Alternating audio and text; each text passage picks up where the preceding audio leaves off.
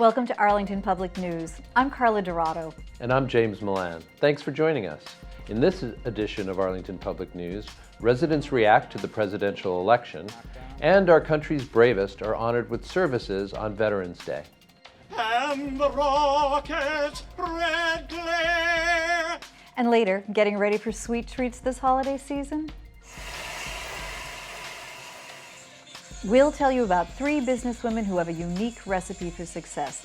That and more up next on Arlington Public News.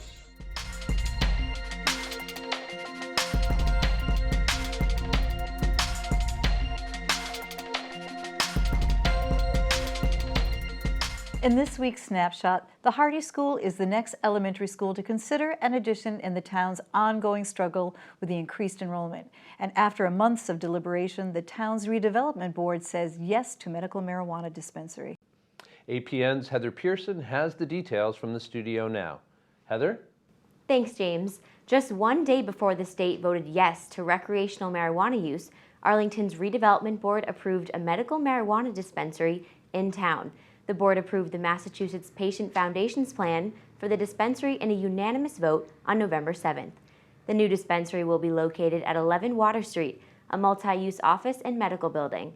This location sparked some public opposition, most of which concern the dispensary's proximity to children, as well as security. The attorney for the medical marijuana dispensary addressed these concerns during the public hearing. There'll be an internal vault room that will be floor to ceiling to walls that it be impermeable. So we're not. It won't be just drywall or a roof tile that somebody could drop into and get at the cannabis in that room. The Department of Public Health simply will not let us construct the vault room in that manner. So we can.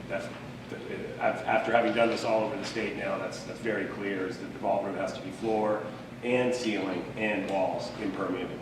No further plans were discussed as to when the dispensary would open. The ARB's permit stipulates that the facility cannot sell marijuana recreationally, as it will now be legal to do in the state in 2018. The School Enrollment Task Force focused their last meeting on the Hardy School. Members recommend that the school committee hire an architectural firm to analyze the space based on an increase in the number of projected students, which, in a unanimous vote, the full school committee approved on November 10th. The Enrollment Task Force also discussed the possible enrollment effects of the proposed Mugar housing development along Route 2 in East Arlington. The reason to consider adding an addition to Hardy is that currently there's not enough space to have 4 classrooms at every grade level. Mm-hmm. And so the anticipated growth looks like it's requiring that kind of numbers. But with this uncertainty in Mugar, does it make sense to look at Hardy as potentially having modulars for a number of years before a decision is made about permanent construction? So they're going to look at that, but the cost benefit of that may not be there, of doing that. So they're going to look at the construction cost vis-a-vis the modular piece. School Superintendent Kathleen Bodie says if a permanent addition is needed for the Hardy School, town meeting must approve it by the spring. That's it for today's snapshot. Back to you, Carla. Thanks, Heather. Arlington celebrates Veterans Day once again, but this year one particular group honors heroes with a prominent display. APN has more on the large flags you may have seen displayed in front of Arlington High School. It's time to honor Arlington veterans, and the town is doing just that. Through flags, memorials, and parades, the town comes together to remember those who have served. By the end of June, we had committed to buy 100 flags. But that number grew. As the Rotary Club planned its first flag celebration on the front lawn of Arlington High, flag dedications grew to 121 flags.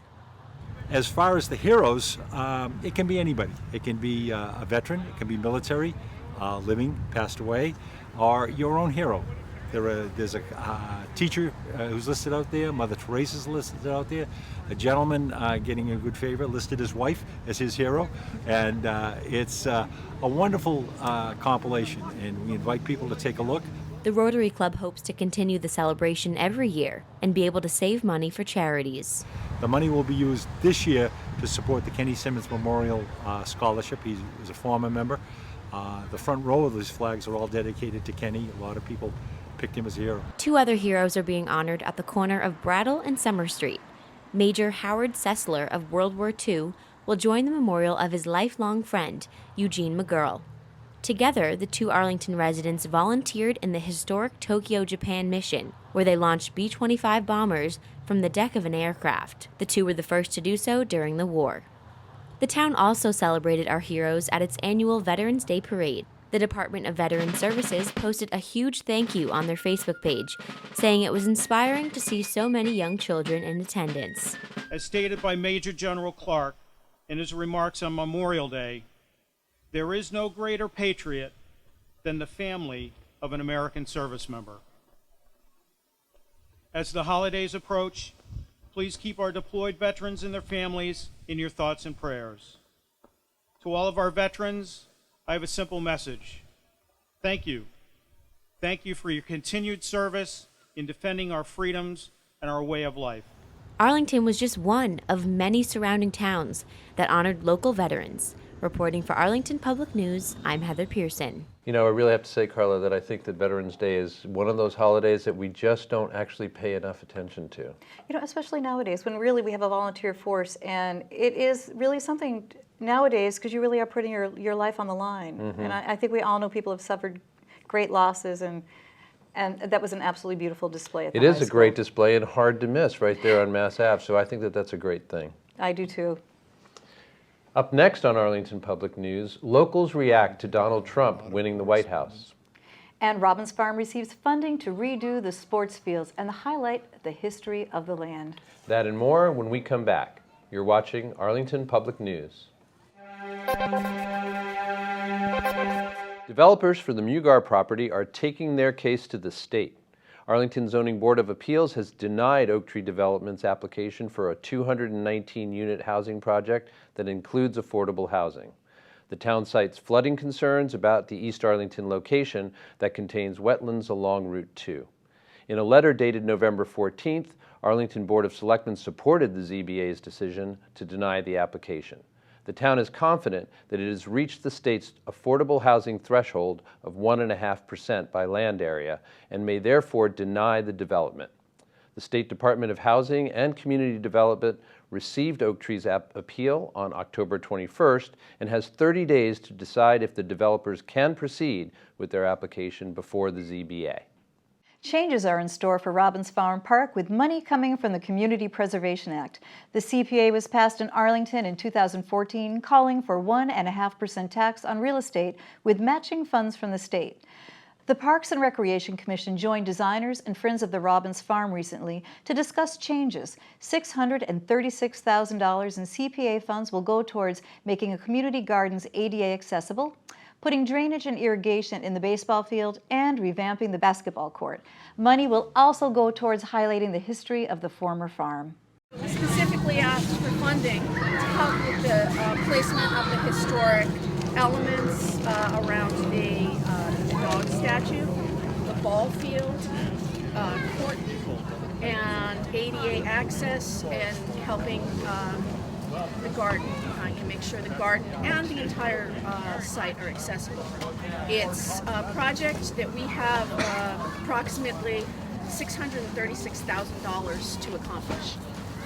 So this project fit in beautifully with the requirements of CPA, and I know that the town is excited to support this with CPA funds. Reconstruction of Robbins Farm is expected to begin next summer.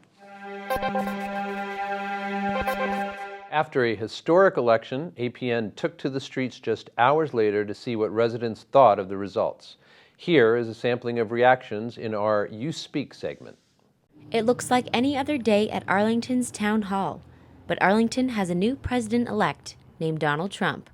Some residents told us what they thought about the results. I am almost beyond being able to talk about it. My dog got sick in the middle of the night, and I got up to give her a pill, and I saw the results, and I just started crying. I don't know our country anymore. It's a shock,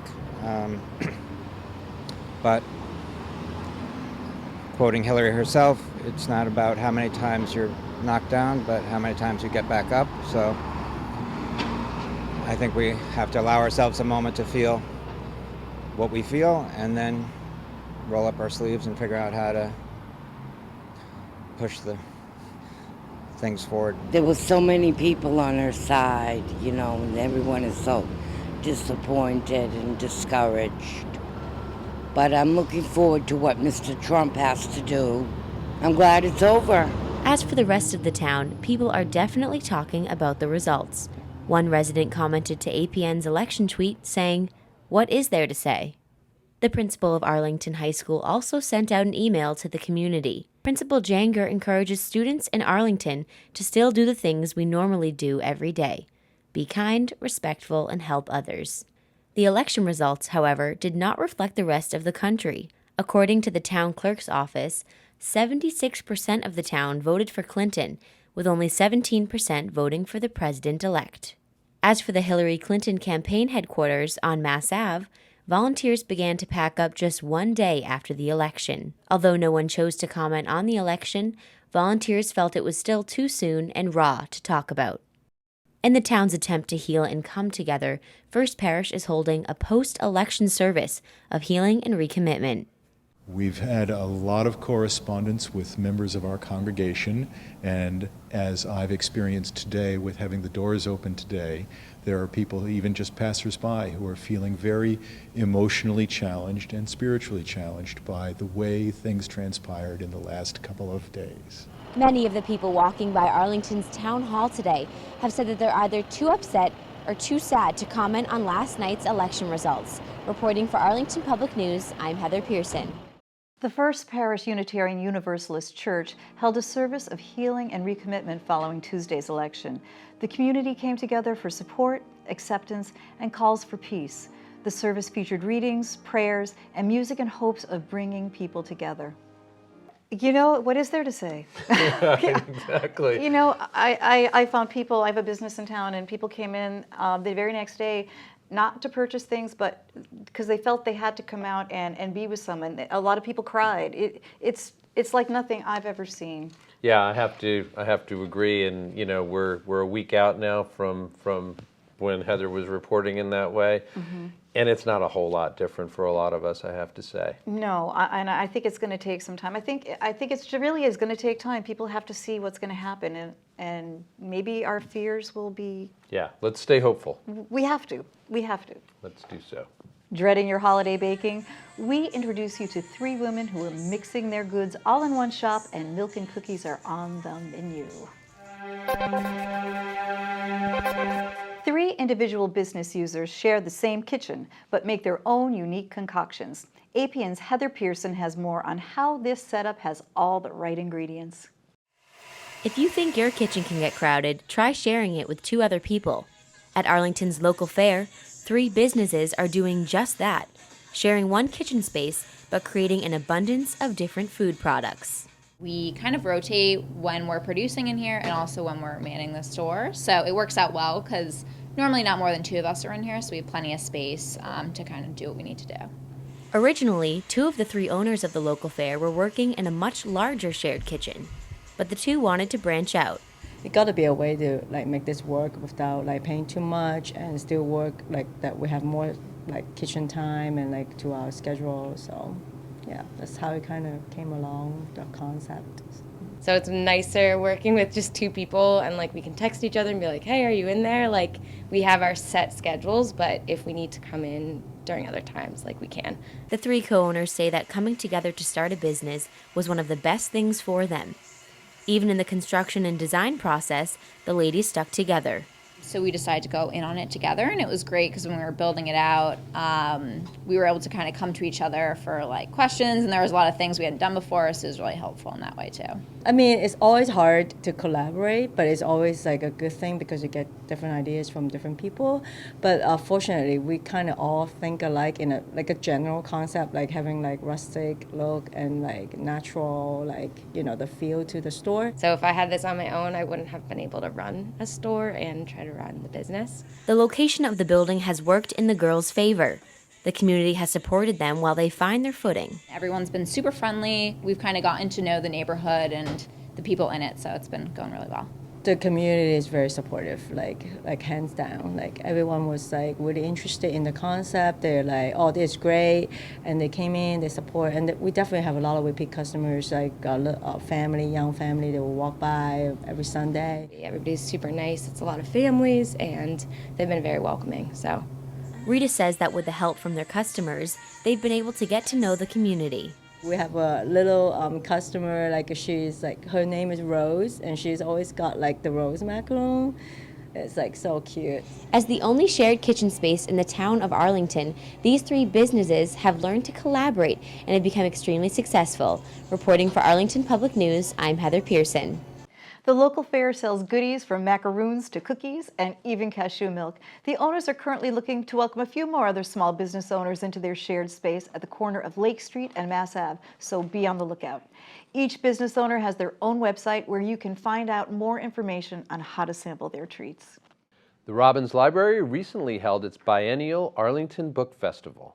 The free all-day event was a true literary celebration and included panels with local authors, book signings, and networking over coffee and bagels. Visitors filled the library's community room and were impressed by the event and inspired to write.